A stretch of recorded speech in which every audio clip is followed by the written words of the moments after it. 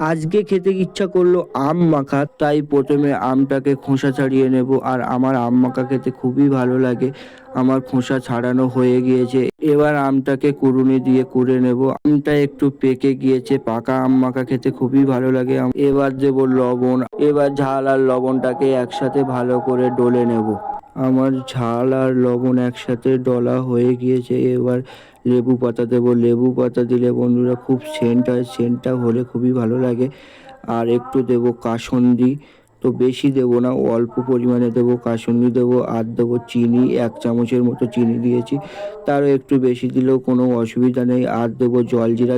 আম মাখায় জলজিরা দিলে আম মাখাটা খুব টেস্টি হয়, তোমরা দিতেও পারো না দিতেও পারো। এবার সবগুলোকে একসাথে মিক্সড করে নেব, ভালো করে মিক্সড করে নেব যাতে চিনিটা গলে যায় ভালোভাবে।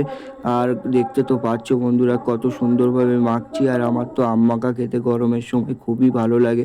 তো আমার মাখাটা হয়ে গিয়েছে, এবার বন্ধুরা একটু খেয়ে দেখবো কেমন লাগে। কি বলবো বন্ধুরা, আম মাখা খেতে যা টেস্ট হয়েছিল ধারণার বাইরে। তো তোমরাও ট্রাই করো। আর ভিডিওটি ভালো লাগলে চ্যানেলটি সাবস্ক্রাইব করো।